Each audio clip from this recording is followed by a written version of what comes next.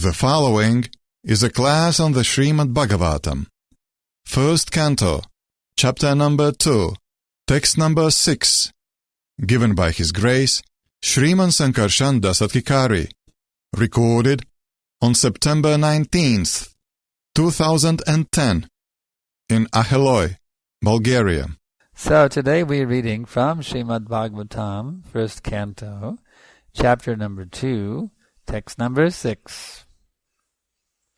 Om Namo Bhagavate Vasudevaya.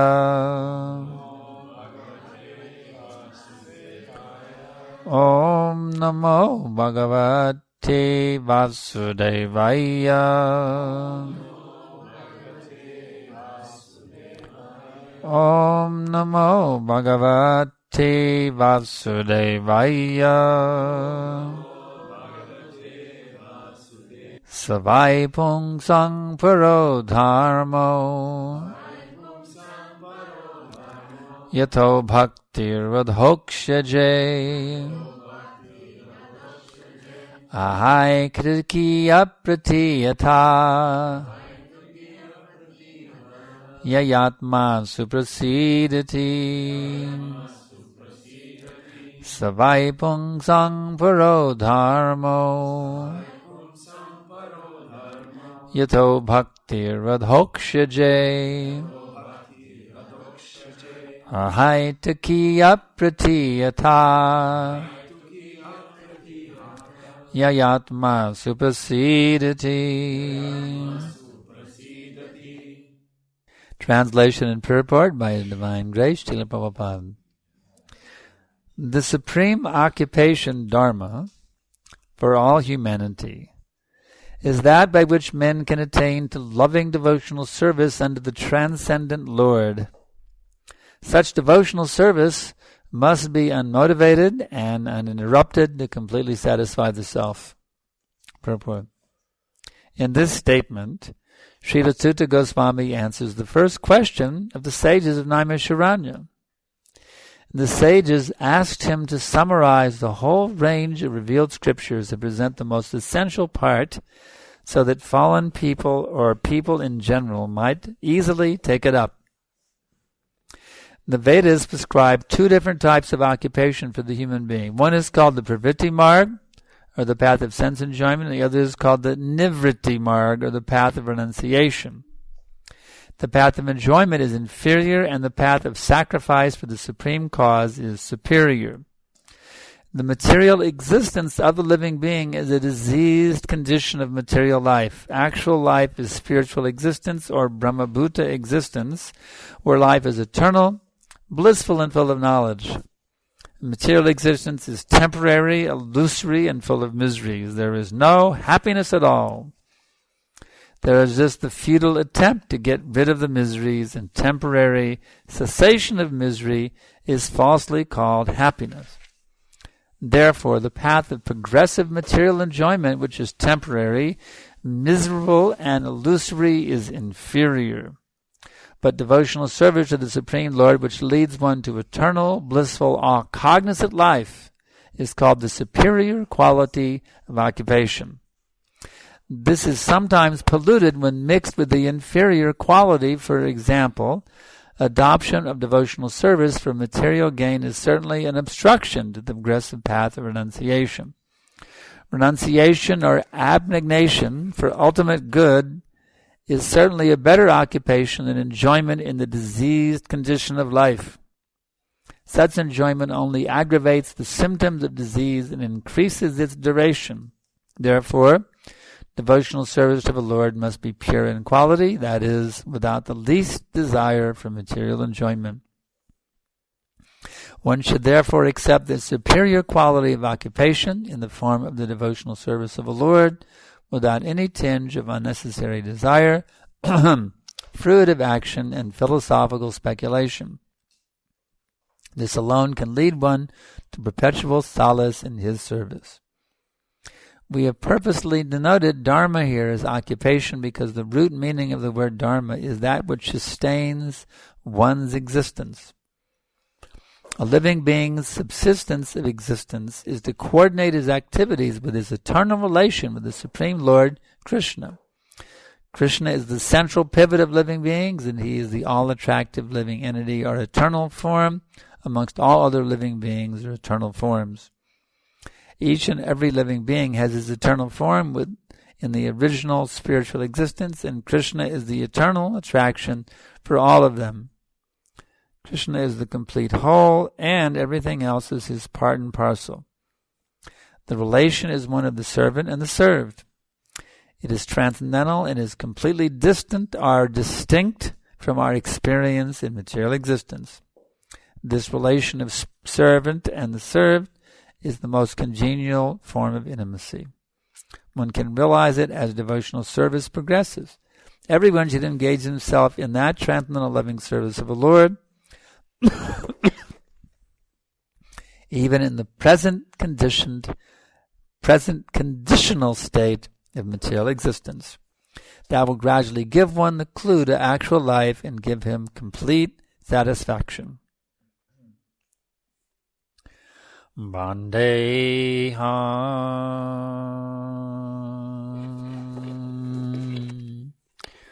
Shri Guru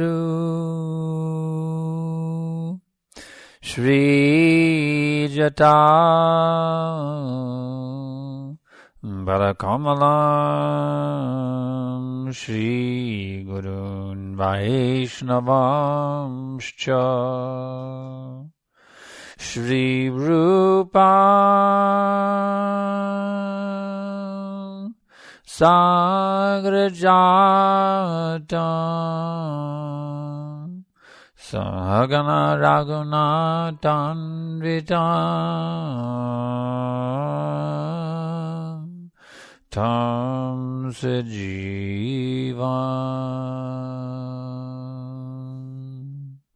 Sadaitam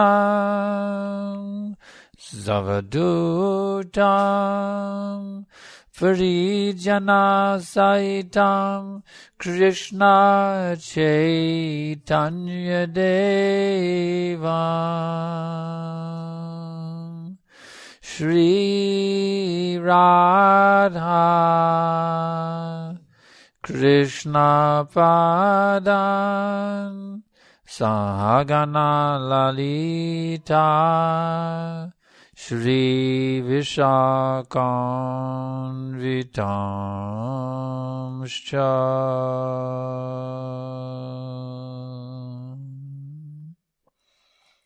So, what is the essential point?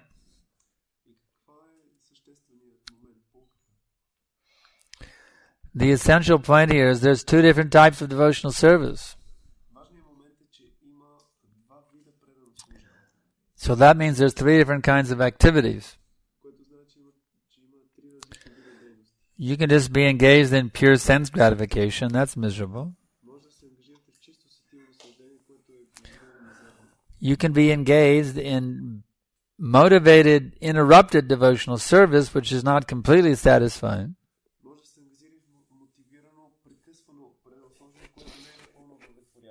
Or you can engage in unmotivated, uninterrupted devotional service, which is completely satisfying.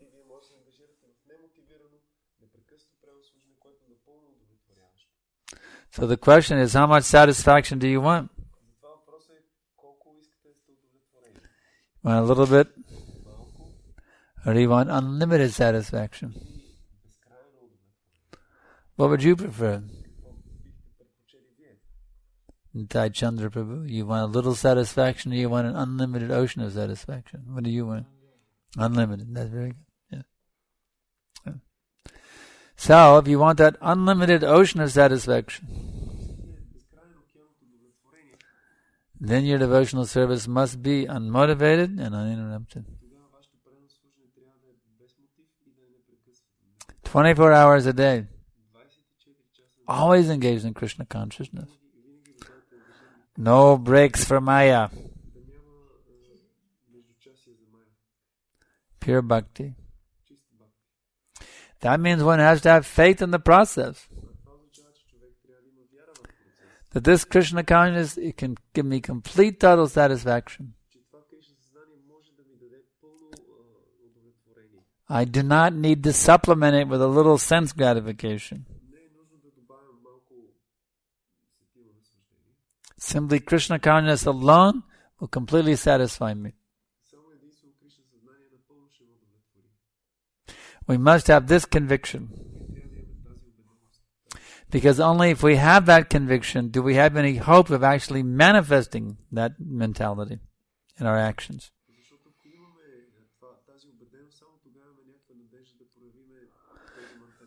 So the first step for attaining pure devotional service, you have to be convinced that nothing else will satisfy me except for pure devotional service.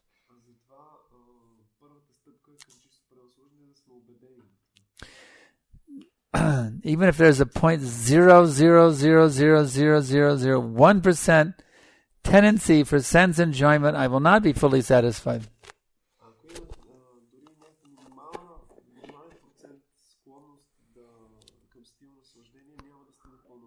I may give you a big cup of sweet rice, but if there's sand in it, is it a good thing? It's spoiled by that sand. So we should not spoil devotional service with a desire for sense gratification.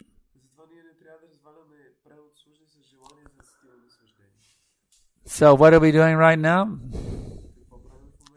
We're spoiling our devotional service by so many desires for sense gratification. So how do we deal with all that mental crud? That answer is given in Bhagavad Gita chapter 2, text number 70.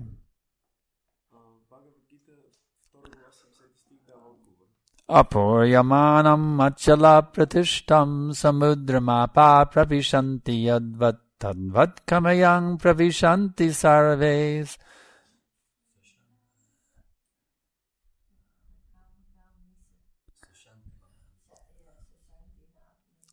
Let's see. Apuryamanam achala pratishtam samudramapa pravishanti yadvat tadvat kamayang shashantam apnoti nakamakami. Yeah. So it means that a person who is not disturbed by the incessant flow of desires that enter like rivers into the ocean, which is ever being filled but always remains still, can alone achieve peace.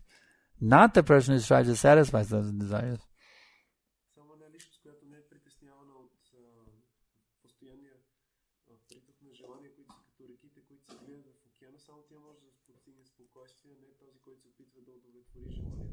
In other words, as long as you have a material body, you're going to have material desires. Those desires will not kill you if you properly deal with them. By not acting on them. You see. Just because you have a material desire doesn't mean it's all over for you. Your spiritual life is finished. No.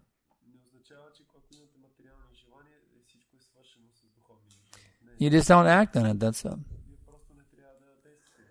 Someone may see a beautiful woman and immediately want to rape her, you see. But you just let it go through. You don't act on it. You say, okay, here comes a demoniac thought. Okay, let it go on. Let it get out of here. It comes and let it go, you see.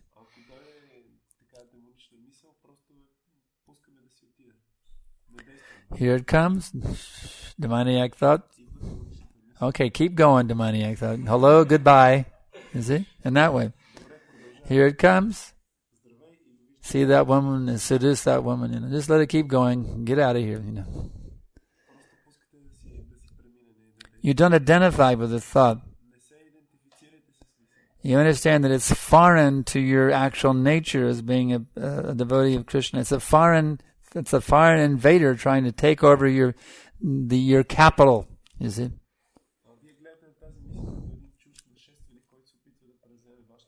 If you're a king and you have a kingdom, and some enemy comes to attack your kingdom, do you surrender to the enemy?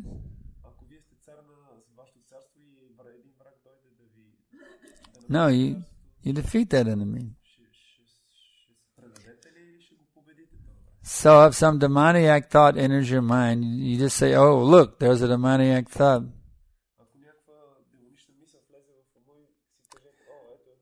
Actually, all you have to do is label it properly, and it won't contaminate you. If you simply give it a proper label, oh look, there's a demoniac thought creeping in, like a mosquito, got into the room,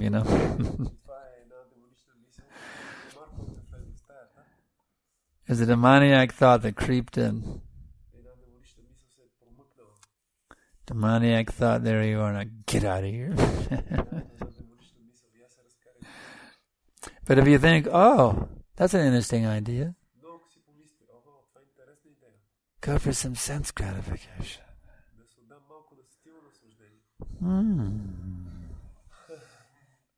What would it be like to go for some sense gratification? What does Bhagavad Gita say? 262-63. Jayato vishayam pungsam sangateshu pajayate sangat sanjayate kama kamat krodo bijayate krodat bhavati sangmoha sangmohat smiti vibrama smiti brangshad budina sho budina shat pranashyati. While contemplating the objects of the senses, a person develops attachment for them. From such attachment, lust develops. And what happens when your lusty desire isn't fulfilled? You get angry. And then from anger comes delusion. Delusion, bewilderment of memory. And what happens when your memory is bewildered? Your intelligence is destroyed. And when your intelligence is destroyed, what happens next? Bloop. You fall down into the material pool. You see, finish. It's all over. You cut off your neck beads, you cut off your sika, you go to some prostitute house or something, become completely degraded, you see.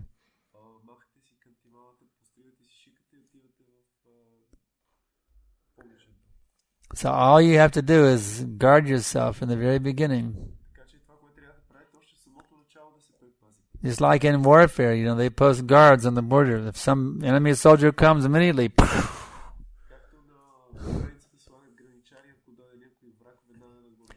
so you have to be armed with what is your weapon, Shastra.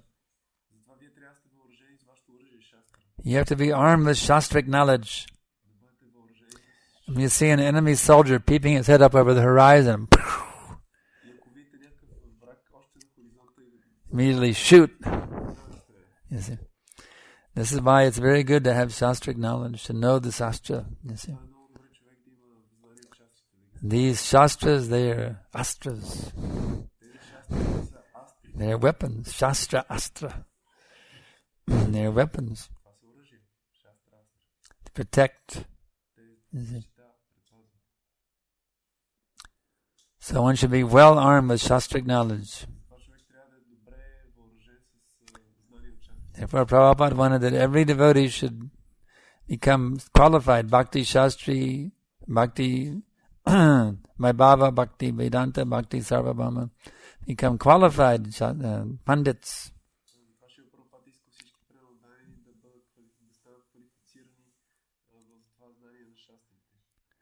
If one is well armed with Shastric knowledge, you see, then when the enemy soldier tries to invade your heart, you can shoot him dead with this knowledge.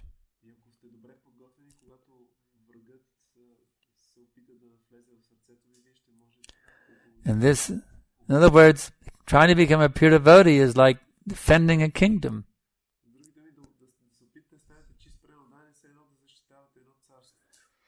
If you're trying to stake out a claim to a kingdom of pure bhakti, then you have to defend your kingdom against attack.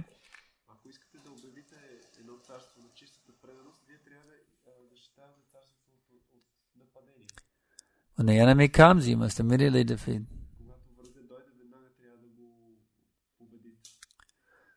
That's why Arjuna addressed Krishna Madhusudana. Arjuna understood how messed up he was in his heart. Karpanya dosho pahataspavava prishtam mitvang dharma samudacheta yashreyansya nishchitan bruhitan me shishashtehang swadimang tvang prapanam. Now I am confused about my duty. I have lost all composure due to miserly weakness. In this condition, I am asking you to tell me clearly what is best for me. Now I am your disciple. I am a soul surrendered unto you. Please instruct me. So in this way, you see, we have to become very humble. We have to beg our spiritual master. We have to beg Krishna. We have to beg the Vaishnavas. Please help me to become Krishna conscious. I am suffering, being attacked by so many material desires. Please save me. Please help me. In this way, if we humbly beg the Vaishnavas, the spiritual master and Krishna to help us, then we'll be very strong. We will have an unrivaled kingdom of bhakti within the heart. No enemy soldiers of Maya will be able to conquer that kingdom. And if some lusty thought comes, what will we do? We will spit on it. That's the statement of Jamunacharya Albandra. Such a nice shlok.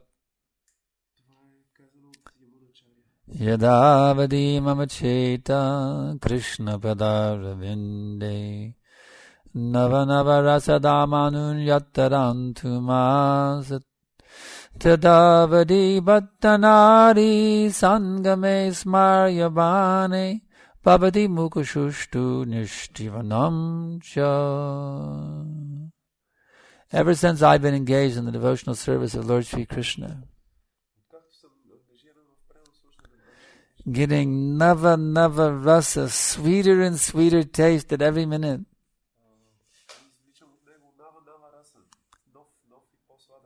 If somehow by chance or by past bad habits I have some lusty, dirty thought in the mind,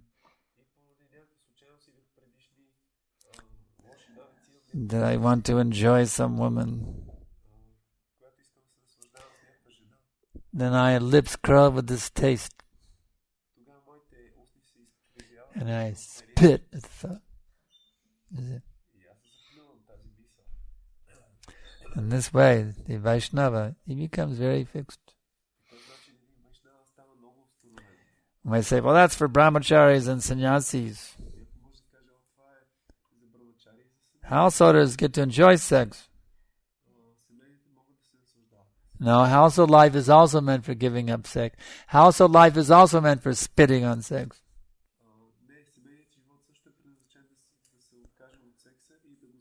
Because practically, how much sex enjoyment can a householder have? Once in a month, after 50 rounds? Then after he makes his wife pregnant, I mean, how many kids can you have before it's more than you can handle, you know?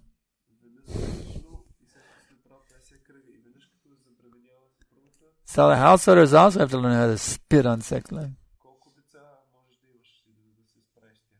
They're living with a beautiful Krishna conscious woman like a demigoddess, but still they have to become detached.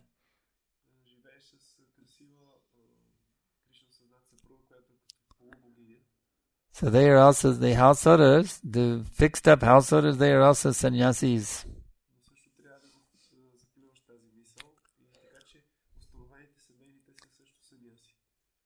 So in this way, we have to be detached from these desires for sense gratification.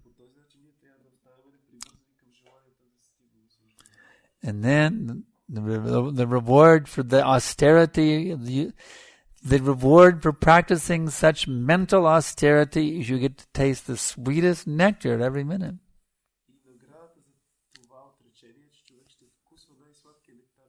Nava rasa. Every day, sweeter nectar. Actually, at every moment, the nectar gets sweeter and sweeter and sweeter. If you're not experiencing that every day is becoming more ecstatic in Krishna consciousness, it means you're doing something wrong. You're not practicing it correctly. You're holding on to material desires. So why torture yourself? Why not take up the mood of pure bhakti?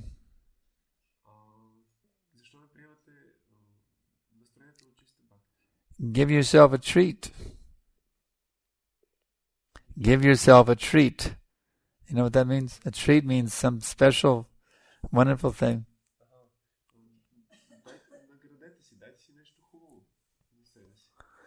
This is the supreme treat, supreme wonderful thing.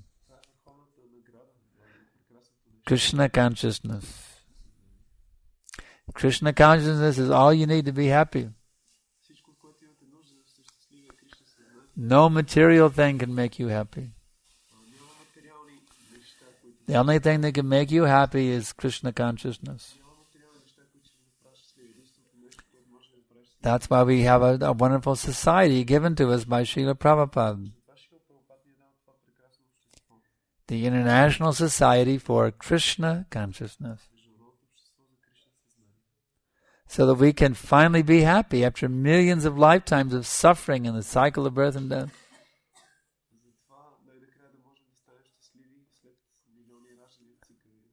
We can finally get home again, you see.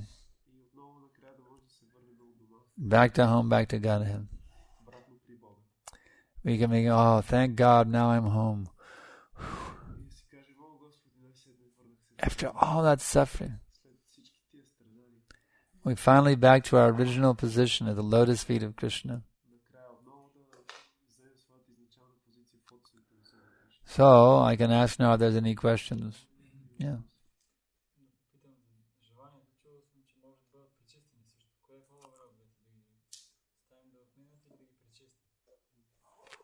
He's asking about material desires. He has heard that they can also be purified.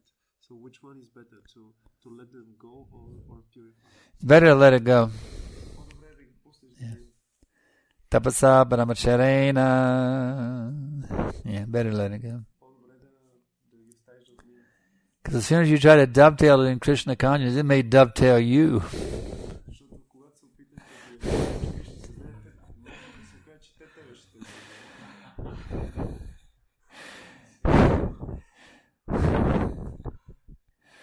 But if you can't, if it's too much to handle, then you should try to dovetail in Krishna service under the expert guidance of the spiritual master. But that is always very risky business. We see so many nice brahmacharis who were so fired up and so effulgent. They well, I really have to get married, Prabhu, and then, you don't see them, they're gone.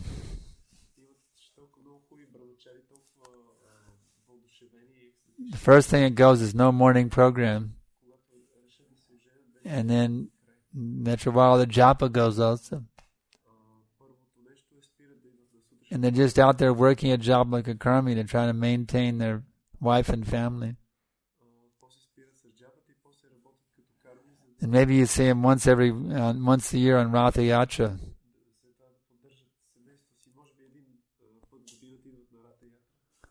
So the best thing is to, if you can remain brahmachari, that's the best thing. Not to become carried away by material desire.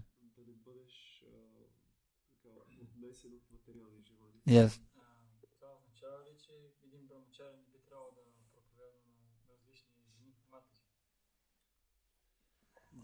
Does this mean that a brahmachari should not preach to women?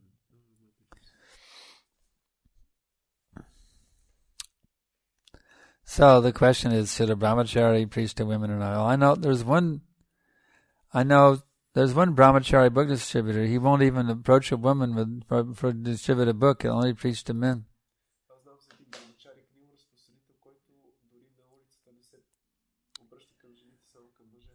But what Prabhupada said was this.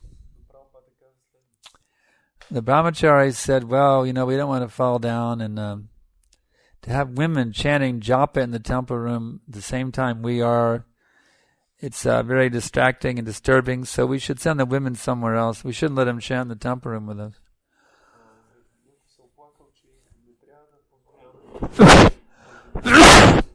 So Prabhupada said if the brahmacharis are that agitated, they should go live in the forest.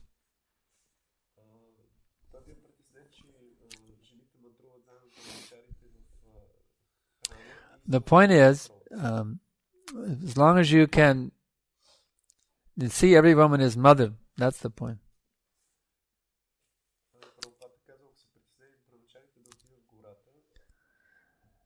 That's the point. Yeah, brahmachari, I asked Prabhupada, I was a brahmachari for 14 years, and I personally asked Prabhupada some questions about brahmachari life.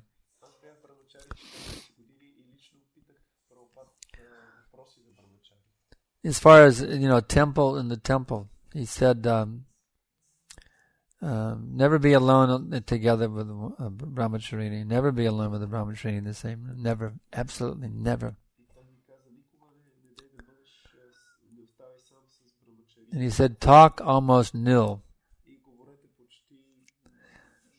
Not that I sit with some brahmachari for prasadam and say, well, Mataji or Bhaktan Jain, how did you come to Krishna consciousness?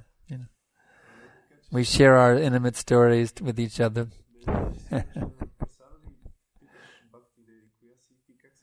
No, you're just asking for trouble when you do them.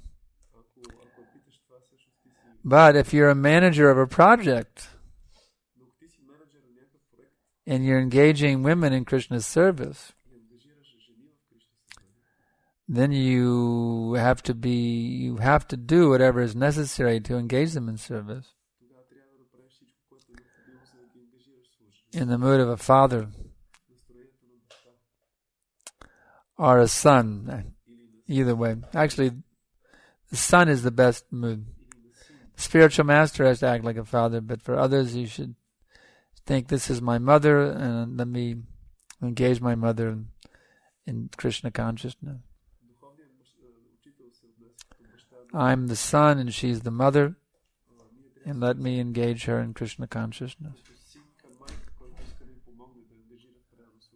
If you're the leader of a project somewhere and women are being attracted, you cannot reject them. I was told that actually Prabhupada's original idea was to only have men disciples.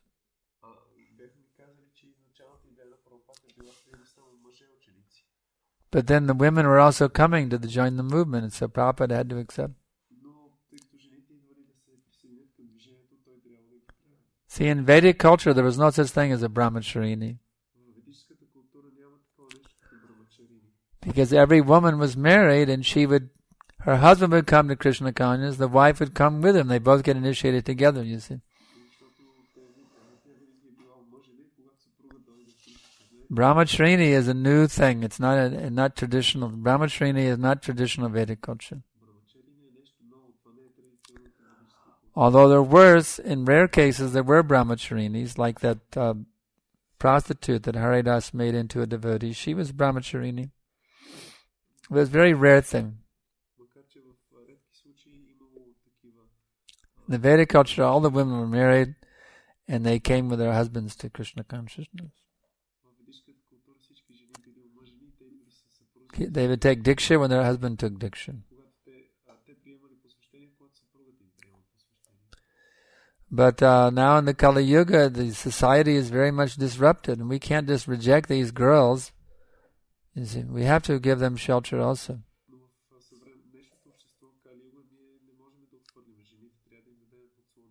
So just always think, they're my mothers, that's all. And don't ever be alone with them. And just preach, but not like intimate buddy-buddy thing. Never like that.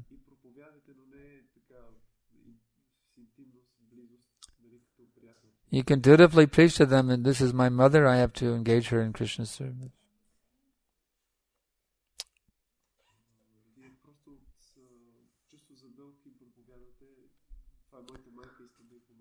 Prabhupada is very strict. He said on the altar, no man and woman should be serving together unless they're husband and wife.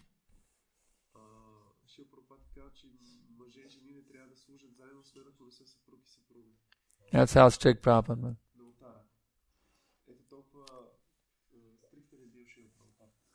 Not that in the kitchen you have a man and a woman serving together who are not married to each other. The two of them alone in the kitchen is not very good.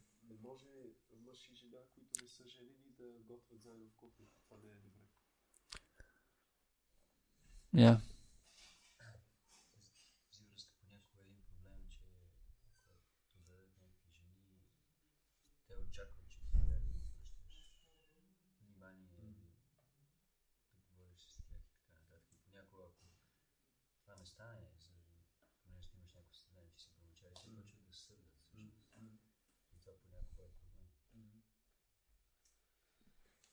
Sometimes this is a problem when some new women come to the movement.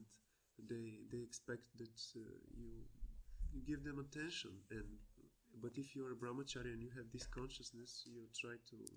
Well, you should. I personally feel you have to. If there's no one else there, you need. If you're the only person that's qualified to guide them, you're going to have to do it. But you have to just be very detached. That's. Not get attached. Well, just like Haridas Thakur, he was very detached. Oh, these beautiful girls come. I'm a devotee, so I didn't have sex with her, but I made her devotee, so now I got a good wife. No, he didn't. He said, you can have this hut, and I'm going. Hare Krishna. I'm out of here. He was very detached.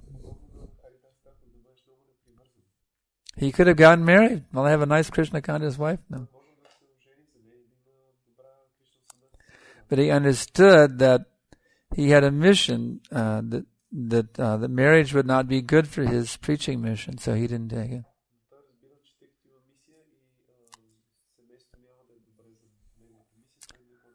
One should be attached to one's preaching mission. That's much more tasty than any relationship, even with a nice Krishna conscious woman.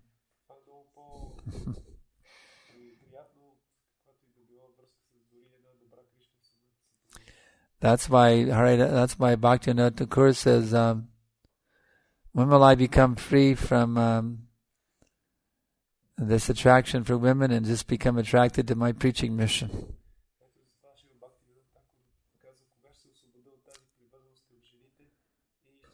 So we cannot reject these girls. If Krishna sends a girl, we have to be kind to her and help her become Krishna conscious. One has to be very sober. Especially some beautiful woman is there and she wants Krishna conscious shelter and protection and guidance. You see? One has to be very, very sober, very, very pure, and then one can preach to in such a situation, if necessary. If there's no one else qualified, what can be done? But it's always good to find some qualified person who can take over and relieve you of that position. Some householder or another Mataji, that's always better. Get them connected with someone else who can then give them the, more intimate instructions. That's always better. по-интимни инструкции. Това винаги е по-добре. Yeah.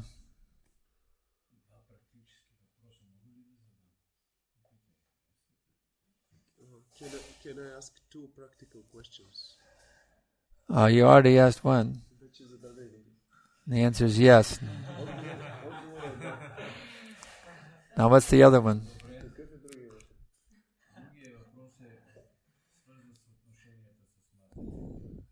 The other one is related to relationship with Matajis.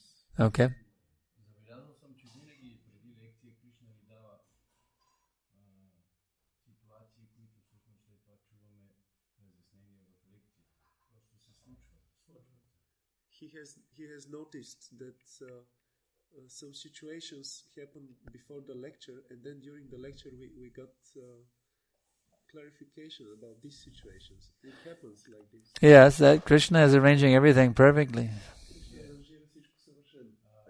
Когато една матаджи те притеснява и ти я помолиш да направи нещо, като в случая помолиш Према Манджари да не седи при мъжете, да отиде при матаджите и тя каже, че няма да отиде, трябва ли да отиде в гората?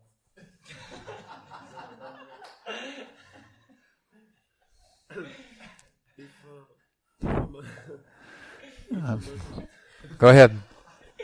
If a Mataji disturbs you and you told her that she should move, not stay with the man, but she says that she will stay anyway. So should I go to the forest or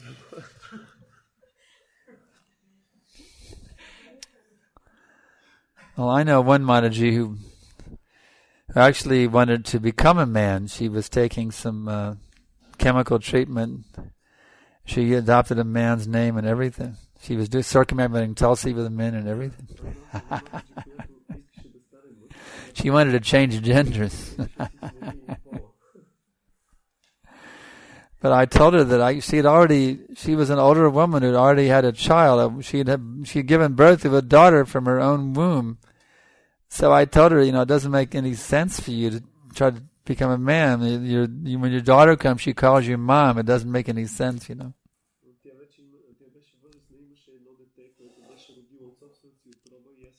So I advise her just to go back being a woman, Go ahead and wear a sari. And I advised her like that. But the problem was there was one brahmachari who wanted to become a brahmacharini. He wanted to, this is in Amsterdam.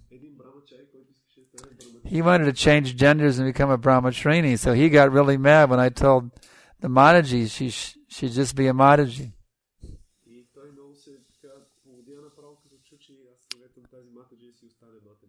So the thing is, we all have, according to our past activities, we've all gotten certain types of bodies.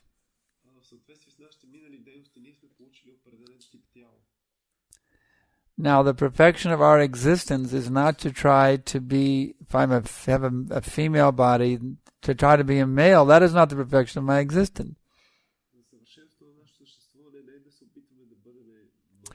Or if I'm a male, to try to have to become a female, that is not the perfection of my existence.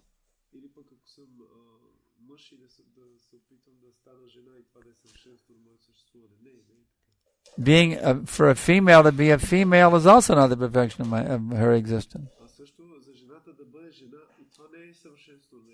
If I tell her you should just be a Mataji, that's not the perfection of existence either. The actual perfection is to come to the platform of Krishna consciousness beyond male and female.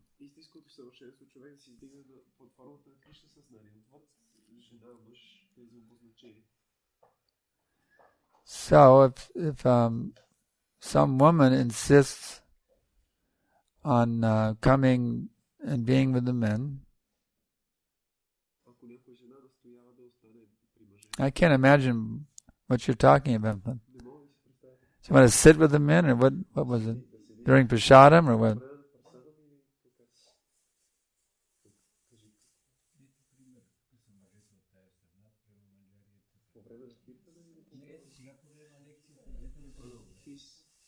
He's given example now with Prema Manjari Mataji because she's staying with the man. Oh, she's in the back with her husband. It's not a big deal. She and her husband are in the back.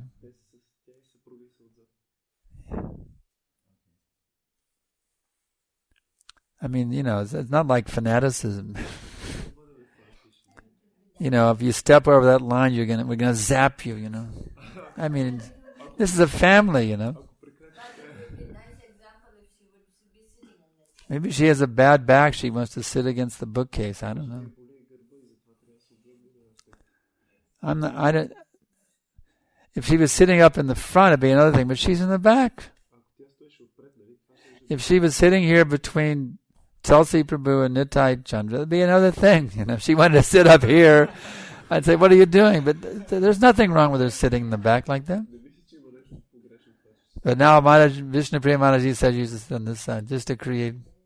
And this brahmachari, now you should come over here. Yeah, it's not a big thing. Not a big thing.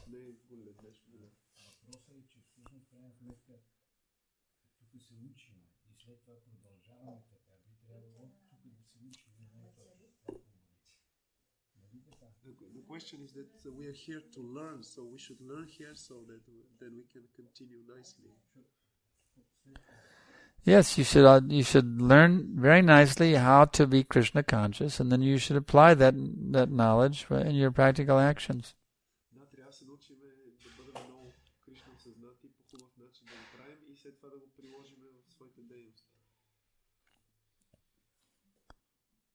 Question.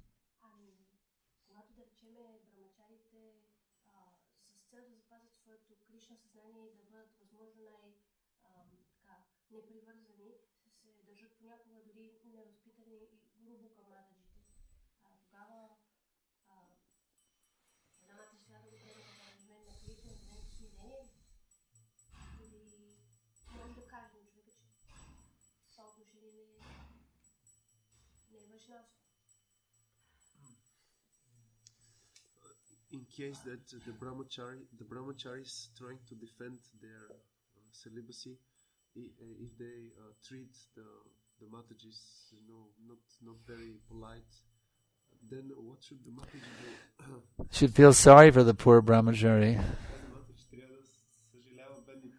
He's obviously agitated. He's sexually agitated. That's why he's treating you harshly. Feel sorry for the poor guy.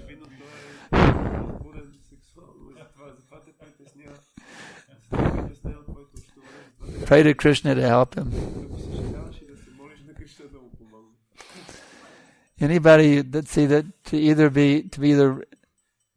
attraction and repulsion are both materialistic. You see. If he's actually, the brahmachari is actually fixed in Krishna consciousness, he's equipoised. You see. Pandita samadarshinaha. Yeah, but if he's, if he's in a fanatical mood, then obviously he's not very fixed up. I remember when I was a young brahmachari, I went to a Rath Yatra festival in New Orleans. And I was about ready to eat a sweet ball, you see, during the prasadam, a sweet ball.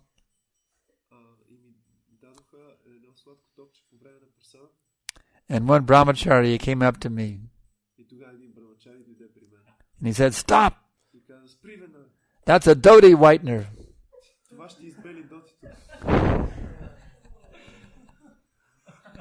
You understand? If you eat that sweet, you're going to fall down and get married. You'll have a white dhoti instead of a saffron dhoti. That sweet ball is a dhoti whitener. Stop! Don't spit it in your mouth.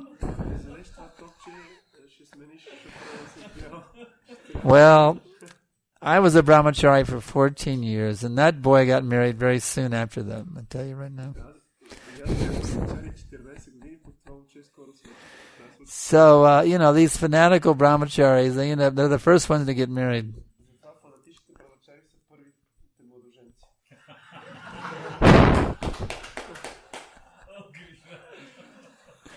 For those who are equipoised, they don't hate women. They're not running after women, nor do they hate them. They just see, this is my mother. I respect her. She's my mother. They can remain brahmachari the whole life very happily.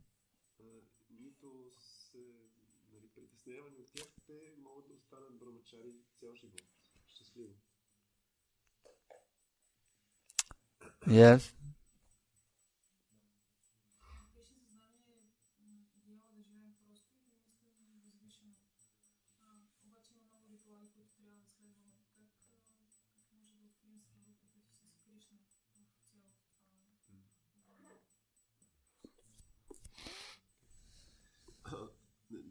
The ideal for Krishna consciousness is to live simply and think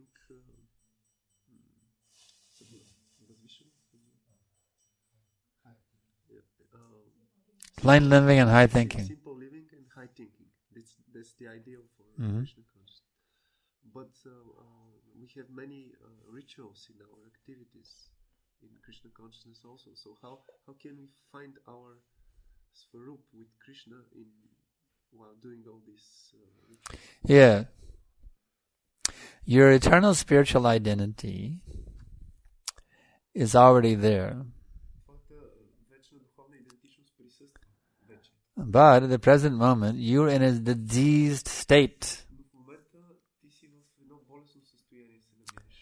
Because of that diseased condition, you have no access to your eternal spiritual identity. At the present moment, you are contaminated by lust, by anger, by greed, by madness, by illusion, and by envy. These 6 enemies are polluting your heart at the present time. Therefore, you are blocked from being situated in your Svarup.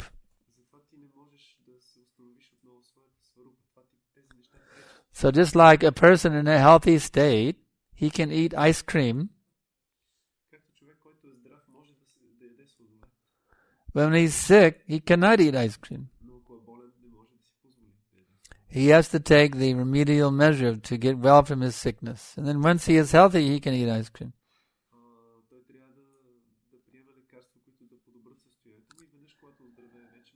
If he tries to eat ice cream in his unhealthy state, imitating a healthy person, he will become even more sick. So, therefore, you have to undergo some activities which may seem artificial to you.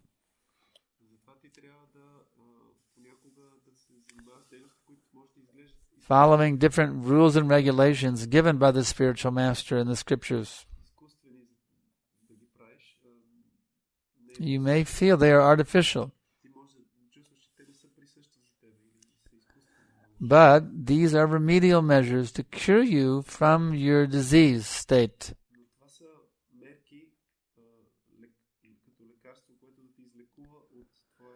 So that you can gradually become resituated in your original relationship with Krishna.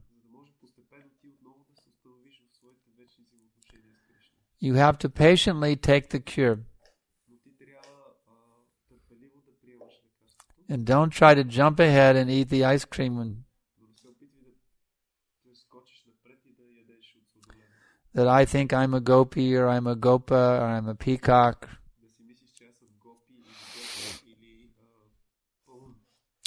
The key to regaining your original Svarup in the pastimes of Krishna is you simply become the completely sold out servant of the spiritual master. You become completely, totally surrendered to Sri Guru. That's how you become situated. Just like a soldier in the army, completely dedicated to your commanding officer.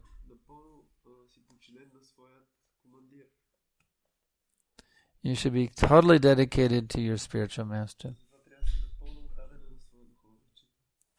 This is the way that you'll become cured of your disease of lust, anger, greed, madness, illusion, and envy. Това е начинът, по който ще се освободиш от своята болест, от поход, алчност, гняв, илюзия, лудост и завист. Actually, these are not rituals. Всъщност тези неща не са ритуали. Our activities may appear to be rituals, Тези дейности, които правим, може да изглеждат като ритуали. but actually this is celebration. Но всъщност това е един вид честване, празник. Our Mangal Arti is not some ritual. Мангаларата не е някакъв ритуал. It's an ecstatic celebration. Това е едно естетично празнуване. Offering an arti to Srila Prabhupada. Да даваш, да обожаваш Шрила Прабхупада. It is not a ritual. Това не е ритуал. It is an offering of love to Srila Prabhupada. Това е Do you think love is a ritual? това обожание с любов към Шрила Прабхупада. Мислиш ли, If you love someone and you express your love for them, is that a ritual? мислиш ли, че любовта е ритуал? Ако обичаш някой, искаш да изразиш любовта си. What is your opinion? Това ритуал ли е? Какво мислиш? Какво е? If you love someone and you express your love for them, is that expression of love a ritual or is it love? Ако обичаш някой и правиш нещо за него, това ритуал ли е или израз на любов? These things are interrelated. These things. Is it love or is it a ritual? Or is it both? Любов ли е или е ритуал или и двете? Both. Yes, it appears as a ritual. For the neophyte, it appears to be a ritual. That's a thing. Изглежда като ритуал за начинаещия. Това е така. Because you're neophyte, to you it looks like a ritual. Понеже ти си начинаещия, за теб това ти прилича на ритуал. That is your neophyte vision. Това е твоето зрение. But for an advanced devotee, it is simply pure love. Но за един напреднал преданен, това е чисто. I was standing several feet away from Srila Prabhupada Аз стоях на няколко метра от Шрила Прабхупада. when he was offering an arti to Bhaktisiddhanta Saraswati Thakur. Когато той правеше арати на Бхактисиданта Сарасвати. And I guarantee you, Prabhupada was not doing a ritual. И аз ти гарантирам, че Прабхупад не да извършваше ритуал. Prabhupada was expressing his love for his spiritual master. Прабхупад изразяваше своята любов към духовния си учител. So for you it is ritual. Така че за теб това е ритуал. That I accept. Това аз го приемам. But for the advanced transcendentalist, it is expression of love. That's all. Но за напредналия трансценденталист това е израз на любов. So if you don't like rituals, И затова ако не харесваш ритуалите, then you should pray for pure bhakti. тогава трябва да се молиш за чиста Very intensely within your heart, beg Krishna for pure bhakti. много интензивно в сърцето си трябва да молиш Кришна да ти даде. And then you will see there are no rituals at all in Krishna consciousness. И тогава ще видиш, че в Кришна съзнание няма изобщо никакви ритуали. That it is simply pure love. Всичко е една просто чиста любов. Okay, we'll stop here. Тук ли ще спрем? Oh my goodness, more hands going up. What time is it? We have 3 minutes till 9. Can I do 3 more minutes? Още 3 минути до 9. Може ли да използваме за въпроси? We're already way over time. Yeah. Now we have, we have to stop here. You can always send me an email. Трябва да спрем тук. Винаги може да ми пишете по имейл. Any questions that weren't answered, write me an email because we do have a schedule we have to keep up with. Въпроси, които не са отговорени, пишете ми по имейл. So you may say, well, that's a ritual. Имаме график. Някой може да каже, това е ритуал. But the love is you can write me an email and I'll answer. Затова напишете имейл и аз ще ви отговоря. So we'll stop here. Grantaraj Srimad Bhagavatam ki jai. Srila Prabhupada ki jai.